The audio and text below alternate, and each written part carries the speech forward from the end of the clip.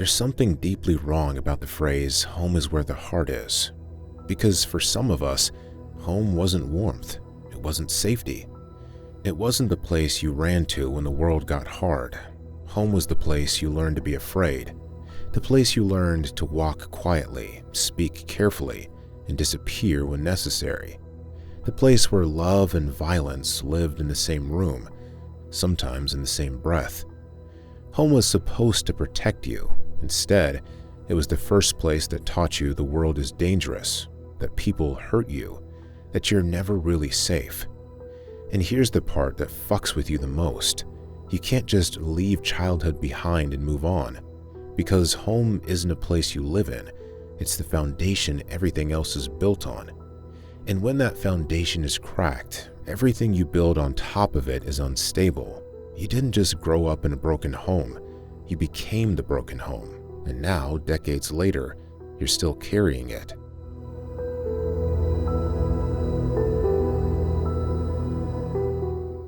Before you think this is just about having a tough childhood, let me be clear. Growing up in a volatile, unstable home isn't character building, it's trauma. When you're a child, your brain is still developing. You're learning how the world works, what safety feels like, how to regulate emotions, how to trust people. And all of that is supposed to happen in an environment where you feel protected. But if your home was chaotic, if your father came home drunk and angry, if you never knew which version of him you'd get, if violence was just part of the atmosphere, you didn't learn safety, you learned survival. Psychologists call this a high ACE environment. ACE stands for Adverse Childhood Experiences. It's a measure of how much trauma you endured before you were old enough to process it. The higher your ACE score, the more likely you are to struggle with mental health, relationships, and self-regulation as an adult. But those terms don't capture what it actually felt like. It felt like living in a war zone where the enemy was someone you were supposed to love, where dinner could turn into a battlefield in seconds, where you learned to read micro-expressions, tone shifts, the sound of footsteps to predict whether tonight would be quiet or catastrophic. I knew someone whose father was like that, a man who was fine one moment and terrifying the next, who drank until he wasn't himself anymore, who broke things, furniture, dishes, trust, and expected everyone to just move on the next morning like nothing happened. And this person learned early, home isn't safe, love isn't safe, people aren't safe. And maybe that was your childhood too. Maybe you grew up in a house where anger was the baseline, where you tiptoed around your father's moods, where your mother tried to keep the peace and you tried to stay invisible, where poverty wasn't just about money, it was about the weight of knowing you didn't have options, that you were stuck. You didn't choose that, but you adapted to it, and those adaptations are still running your life.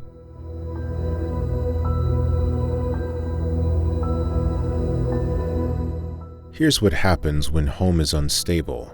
You don't just experience trauma, you internalize lessons that shape how you see yourself in the world. You learned that safety is temporary. Other kids could relax, they could come home, let their guard down, be kids. You were always scanning, always alert, because even when things were calm, you knew it wouldn't last. So you never fully relaxed. And now, as an adult, you still don't. Peace feels like the calm before the storm. Happiness feels dangerous because you're waiting for it to be taken away. You learn that love and pain come together. Your father probably said he loved you, maybe even believed it, but love in your house came with conditions, with violence, with unpredictability. So you learned this is what love looks like. Chaos, control, apologies after explosions, and now, in relationships, you're either attracted to people who hurt you because that feels like love, or you can't trust people who are kind because kindness feels like a trap. You learned to be an adult before you were ready. Maybe you had to take care of younger siblings, maybe you had to manage your mother's emotions, maybe you had to work, cook, clean, play the role of an adult while you were still a child. You didn't get to be irresponsible, reckless, messy. You didn't get to just be a kid. So now you don't know how to play, how to rest, how to not be hypervigilant and over-responsible for everyone around you. You learned that your needs don't matter. When your father's anger took up all the space, there was no room for your fear, your sadness, your confusion. You learned to swallow it, to make yourself small, to not ask for things because asking meant being a burden. And now you can't advocate for yourself. You can't set boundaries. You say I'm fine when you're falling apart because needing something feels like weakness. You learned that men are dangerous. If your father was the volatile one, you learned that masculinity means rage, that men lose control, that you have to manage their emotions to stay safe. And if you're a woman, you either avoid men entirely or you end up with men who remind you of him, because that's the template you have. If you're a man, you either became terrified of your own anger, suppressing it until you're numb, or you became him, the thing you swore you'd never be. You learned that poverty isn't just about money. It's about shame, about not being able to afford what other kids had, about wearing the same clothes, eating the same cheap meals, feeling like you were less than everyone else. And that shame embedded itself so deep that even now, even if you have money, you still feel poor. You hoard, you panic about spending. You can't enjoy anything because you're always bracing for loss. This is why you struggle with trust, because the first people you trusted hurt you. This is why you struggle with anger, because you either swallowed it for so long you don't know how to express it, or it explodes out of you in ways that scare even you. This is why you struggle with intimacy, because closeness in your house meant danger, so getting close to someone now feels like walking into a trap.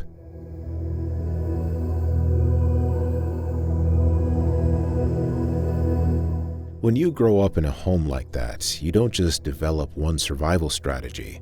You develop multiple voices, each one trying to keep you safe in a place that never was. The hypervigilant one says, stay alert, watch for signs, don't get comfortable. So you're always scanning rooms, reading faces, predicting danger. You can't relax at parties, you can't enjoy good moments, you're waiting for the other shoe to drop. People think you're anxious, but you're not anxious, you're trained. You learned early that letting your guard down gets you hurt. The invisible one whispers, stay small, stay quiet, don't draw attention. So you shrink in rooms full of people. You apologize for existing. You make yourself easy, agreeable, forgettable, because in your house, visibility meant danger. The less space you took up, the safer you were, and now you can't take up space even when it's yours to take. The protector says, never let anyone see you weak, never let anyone in. So you built walls so high no one can climb them. You don't cry, you don't ask for help. You handle everything alone because needing someone feels like handing them a weapon. And people call you strong, independent, resilient, but really, you're just still surviving a house you left years ago. The fixer says, if you can just manage everyone's emotions, maybe things will be okay. So you became the emotional caretaker, the mediator, the one who keeps the peace.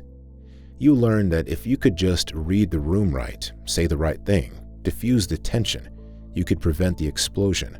And now, in your adult life, you're still doing that. Managing everyone else's feelings, walking on eggshells, trying to control things you were never meant to control. The angry one screams, they had one job, to protect you, and they failed.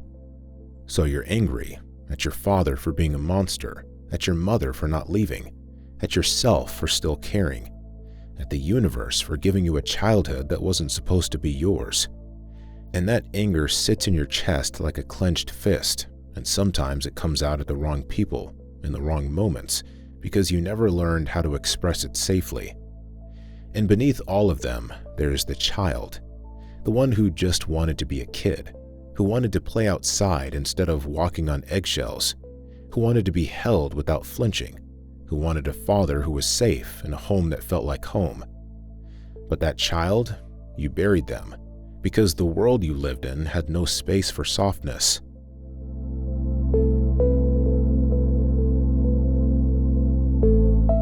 It shows up in ways you don't always connect to that house. Like last week, when someone raised their voice in an argument and your body went into fight or flight instantly. Your heart raced, your hands shook, not because the argument was dangerous, but because raised voices still mean danger to your nervous system. You're not overreacting, you're reacting to a threat that used to be real. Or last month, when you were doing well financially for the first time in your life, and instead of celebrating, you panicked. You started hoarding money, refusing to spend on anything, because poverty taught you that security is an illusion, that everything can be taken away in an instant, so even when you're safe, you can't feel safe. Or yesterday, when someone tried to take care of you, made you dinner, asked how you were really doing, and you felt uncomfortable, trapped, like you needed to leave, because being cared for feels foreign, dangerous even. You learned early that needing someone makes you vulnerable, so you push away the very thing you're starving for.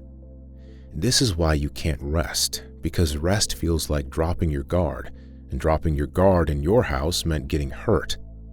This is why you overwork, overfunction, overgive, because being useful meant being valuable, and being valuable meant being less likely to be discarded. This is why you test people who love you. You push them, provoke them, wait for them to prove that everyone eventually gets angry, everyone eventually leaves. Because that's what you learned, and part of you needs to prove it's still true. Attachment theory explains this. Children who grow up in volatile homes often develop disorganized attachment. You want closeness, but you're terrified of it. You crave safety, but you don't trust it. You pull people close and push them away simultaneously because you never learned that love and safety can coexist. Your body is still living in that house, even though you left years ago.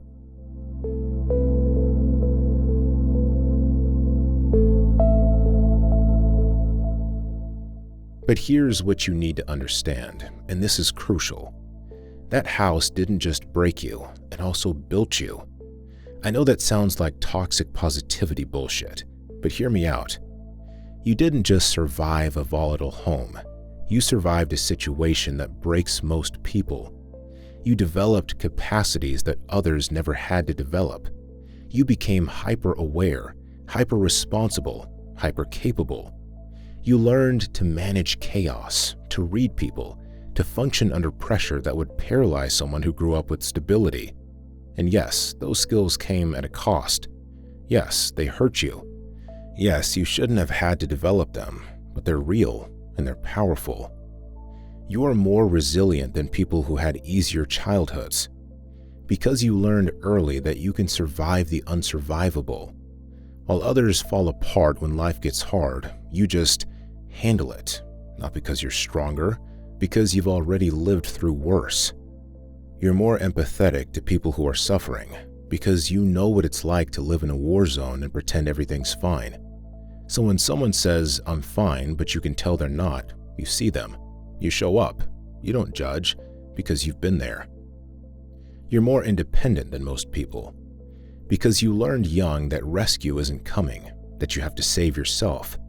And while that made you lonely, it also made you someone who doesn't wait for permission, doesn't need validation, doesn't crumble when people leave. And look, I'm not saying your entire childhood was a nightmare. There were probably good days. Days when your dad was sober and calm, and you actually played together. Summers where you ran outside with friends and forgot, for a while, what home felt like at night. Moments of genuine joy that were real, even if they were rare. You're not broken beyond repair. You learned to be self-aware, probably earlier than most people. You became autodidact, teaching yourself things no one else would teach you. You figured shit out on your own. You found ways to have fun, to make memories, to live even when living felt impossible. You survived, and not just survived, you became someone intelligent, someone capable, someone who can look back and understand what happened without being destroyed by it. You turned out okay, maybe even more than okay. You developed wisdom that people with easy childhoods will never access. That matters. You're not just the trauma, you're also the person who refused to let it define everything. This is what psychologists call post-traumatic growth. Not that the trauma was good, it wasn't, but that you grew capacities in response to it, and those capacities are real, even if they came from pain. The question isn't whether you're broken or strong, you're both. The question is, can you honor what you survived without letting it define every choice you make going forward?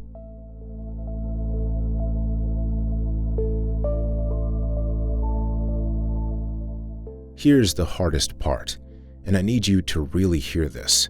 Your father was probably broken too. I'm not excusing him. What he did was wrong. The fear he created, the violence he inflicted, the childhood he stole from you, that's on him. You didn't deserve it. Your mother didn't deserve it, and nothing justifies it. But hurt people, and chances are your father grew up in a house that broke him too. Maybe his father was violent. Maybe he grew up poor and powerless and learned that rage was the only language that made people listen. Maybe he hated himself, and the only way he knew how to deal with that self-hatred was to drink it away and explode it outward. That doesn't make it okay, but it does mean something important. It wasn't about you. You didn't cause his anger. You couldn't have fixed him. You couldn't have been good enough, quiet enough, perfect enough to make him stop. Because his rage wasn't about you, it was about him. And you've spent years carrying the belief that you were the problem, that if you'd just been different, maybe home would have been safe. But that's not true. You were a child, and children don't cause their parents violence. Children just survive it.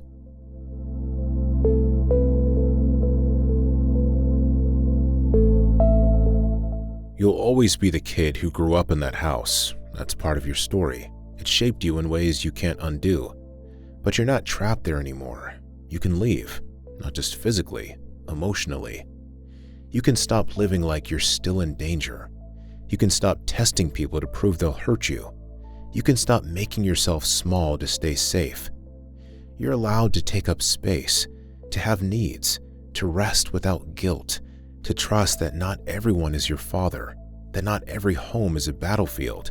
And yes, that's terrifying, because it means risking the thing you've been protecting yourself from your whole life, believing you're safe and then having that safety taken away. But here's the thing. You're not a child anymore. You have choices now that you didn't have then. You can leave situations that feel dangerous. You can set boundaries. You can choose people who don't make you walk on eggshells. You survived that house. You don't have to keep living in it.